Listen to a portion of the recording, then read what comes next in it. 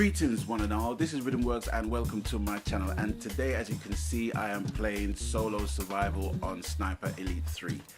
Well, what can I say about Sniper Elite 3? Sniper Elite 3, got it on the day of release, got it on day one, and as you might know, I am a big fan of the Sniper Elite series. Well, I actually started from Sniper Elite V2 on the PS3.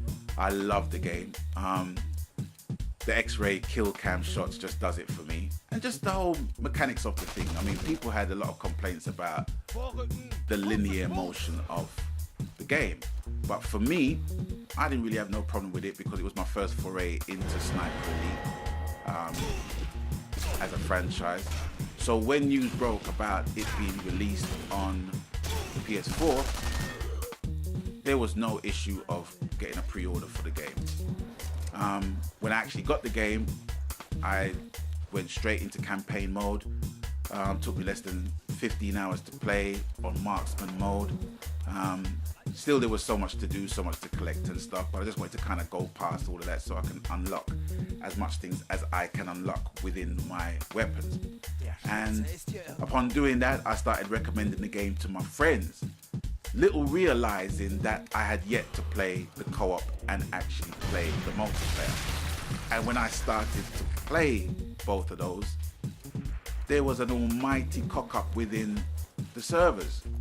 I just could not get a game within co-op, within multiplayer, team deathmatch, distance king, no cross modes, could not get a game.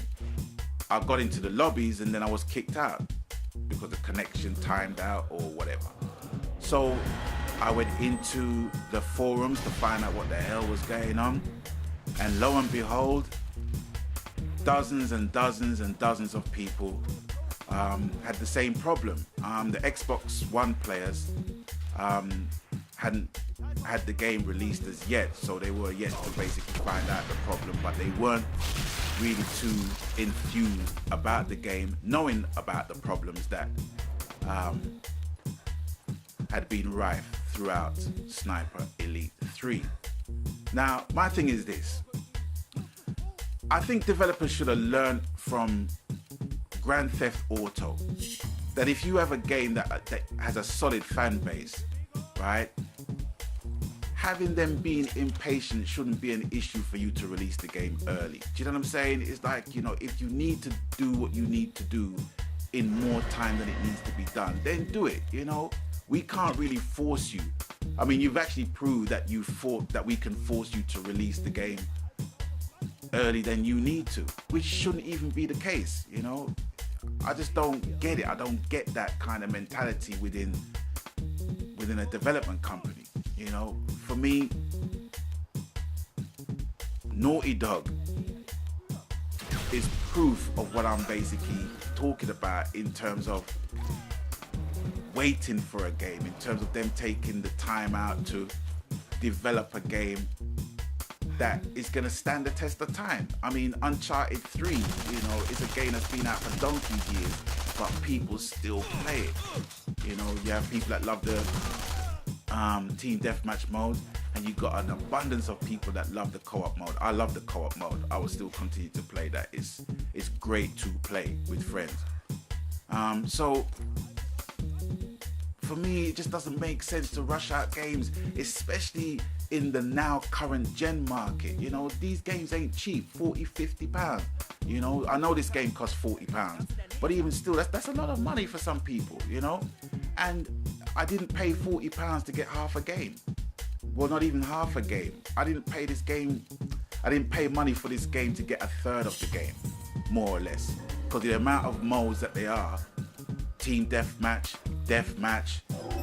free for all, no cross, distance king, that's a good third of the game, which doesn't work, you know? So please, Rebellion, 505 games, man. You know, you got people that's exercising patience under duress within the next few days.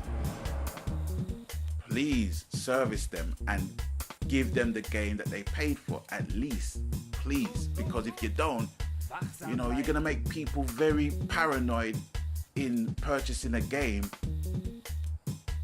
on pre-order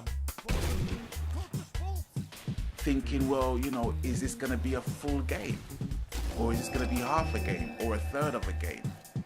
You've got to do the groundwork and do the work in terms of developing the game to its full potential so we all can enjoy it. You know, it's not just about getting our money and then trying to fix the problem way after the freaking event. You know what I mean? That's not right. It's not righteous, you know? And for me, you're making me paranoid in relation to purchasing games in the future, thinking whether or not the game is complete.